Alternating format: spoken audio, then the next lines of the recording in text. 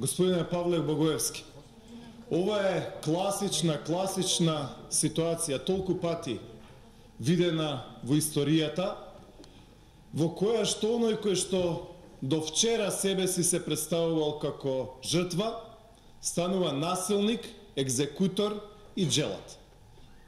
Вие сега, господине Павле Богоевски, тука изигравате Робеспиер на вашата револуционерна правда, имате намера да му ги искршите нозете и да му го загорчите животот и уништите животот на секој еден кој што се осмелил да ви се спротистави и да не се согласува со вас.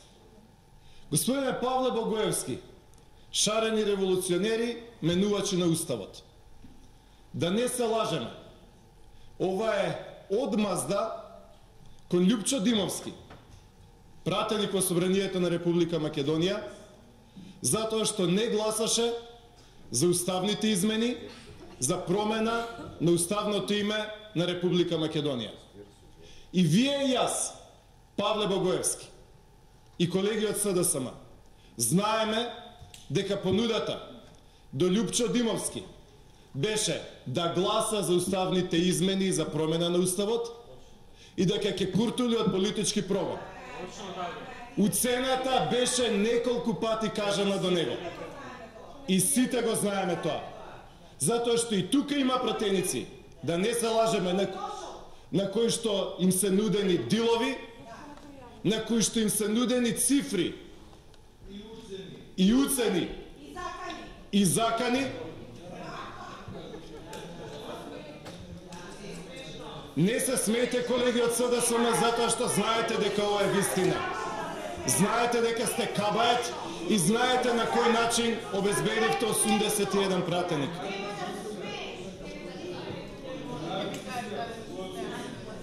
Ако може, ве молам, замолете ако може за мир во салата. Ако може малку потетко ги молам колегите од сите пратенички групи. Ама повторно, дека ако колегата што говори, замолите да го потетко. Молбата се однесува и на двете тука присутни пратенички групи. Ве молам сите присутни да бидеме потевки да обезбедиме конструктивна атмосфера на водење на седницата. Тоа го побара самиот говорник. Ве молам за внимание, ако може. Значи, господине Павле Богоевски, целата македонска јавност знае, ние тука во овој парламент, во овој законодавен дом, знаеме кој беа уцените за да се гласа за промена на уставното име Република Македонија. Знаеме како се обезбедија 81 пратеник. Уште еднаш, за да остане запишано. Уцената кон Љупчо Димовски беше дека нема да има кривична пријава за него и дека нема да оди во затвор ако гласа за промена на уставното име. Љупчо Димовски реши да не гласа за промена на уставното име. Реши да ги почитува одлуките на граѓаните. Од 30 септември, кога граѓаните и народот рекоа не сакаме да ни се менува името. Љупчо Димовски рече да, ќе ги сноси последиците на својата одлука. И затоа вчера му искршија вратата во куќата.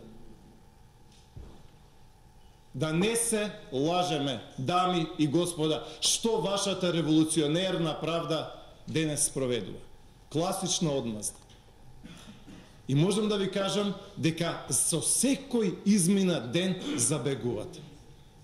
Со секој измина ден се повеќе и повеќе забегувате. Ако Љупчо Димовски нешто сгрешил, нека го докажува тоа на судот. Судот нека цени. Но оваа ваша желба, овој ваш мотив, зашто побрзо да го ставите човекот во притвор и да зажали затоа што ви се спротивставил, а решил да го почитува она што се нарекува народна волја и не гласање на народот на референдум, да зажали заради тоа. И да не се лажеме. Тоа е вистината. Како што е вистина дека нудевте на пратеници милион, 2 милиони, 3 милиони евра. Така го обезбедувавте мнозинството. И слобода. Тргувавте со судбини на семејства. За да ги вадите таблите кај што пишува Република Македонија. И затоа сега молчите. Затоа што знаете дека е тоа вистината. Ајде кажете ми, колеги пратеници од СДСМ, што бараше вицето по домовите на пратениците? Ќе ве замолам да се држите до точката на дневниот ред, колега. А за тоа да се држиме, Павле, така?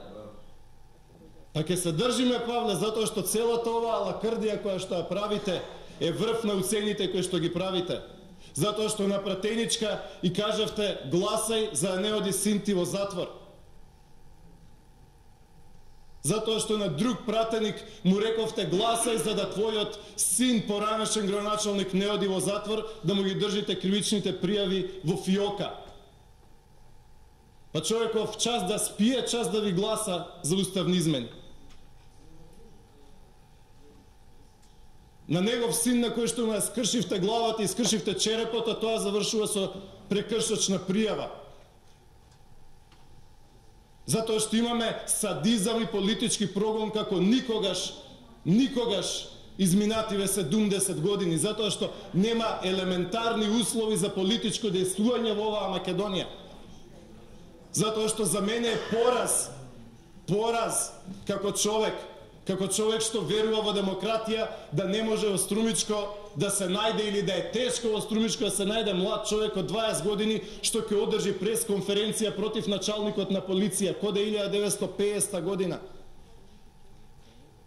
Што активисти што имаат 20 години треба маски да ставаат или не сакаат да кажат збор против началникот на полиција затоа што е прв другар со Боро Малборо.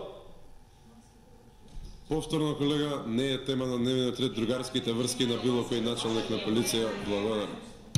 Затоа што е тема дека не гласаа за уставните измени пратеници како Михаил Цветков на 19 октомври и недела дена после тоа го поднесовте кривична пријава. А што му рековте на Михаил Цветков? Гласај за уставните измени. Стојан Миланов, се извинувам, моја грешка. Мој лапсус, ве молам, моја грешка. На колегата Стојан Миланов на 70 години му рековте гласај за уставните измени или нема да добиеш кривична пријава. Ако не гласаш за уставните измени, ќе одиш во затвор. И затоа, почитувани присутни, имаме ситуација во која што ваквите шарени револуционери, кои што немаат ни буква веќе задржана од идеалите за кои што дошле, сега се однесуваат во овој парламент вака како што се однесуваат. А вчера, за прв пат во овој парламент, имавме ситуација каде што шарената револуционерка делегираше амбасадори без присуство на јавност. Е тоа ви е таа шарена манипулација, колеги пратеници и македонска јавност. Пење им фати устата од зборење за транспарентност, а сега, кога тоа треба да го практицираат, ништо од тоа. Затворени седници, затворени врати, класифицирани информации, за одземање на имунитети и така натаму и така натаму. Како никогаш досега. Ова во 1950 година го немало. Уште еднаш, ако Љупчо Димовски нешто сгрешил, нека оди на суд, ќе има суд, ќе одговара, ќе се збори, ќе има расправи, ќе има рочишта. Но размислете, колеги од СДСМ, што верифицирате тука? Што верифицирате тука? Вие одите директно како одмазда за тоа што Љупчо Димовски не гласал за уставните измени, да го ставите човек во затвор. Да не се лажеме. Немојте да одиме со потрошени фрази. Имавме ситуација, колеги пратеници, каде што во овој мандат се влагаше со автомати, со 20 специјалци во домови на пратеници без симнат имунитет. Па тоа никаде го нема. со 20 специјалци. Еве има и тука пратеничка. 20 специјалци во Газибава со автомати пред незините 3 деца. Со скршени врати во 5 сабајли. Значи, почитувани присутни, ви препорачувам и апелирам до вас да размислите за својата одлука. Затоа што ова не е патот на помирување, симнување на тензиите и оправање на состојбите во Македонија. Во Македонија нема елементарни услови за политичко дејствување. Почнете од своите. Имате на ниво на Македонија 5000 функционери.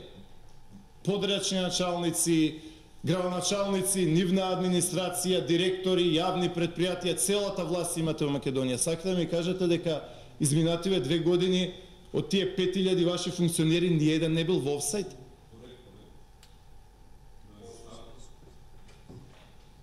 Докажете принципијалноста на своите.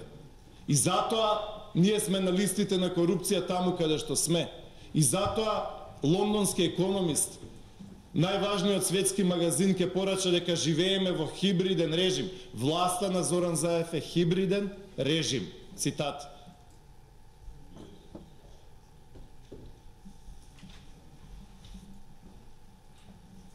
Има уште многу работи кои што може да се кажат, но сите знаеме дека ова ви вистината. Не ги малтретирајте луѓето затоа што не се согласуваат со вас. Не ги малтретирајте луѓето.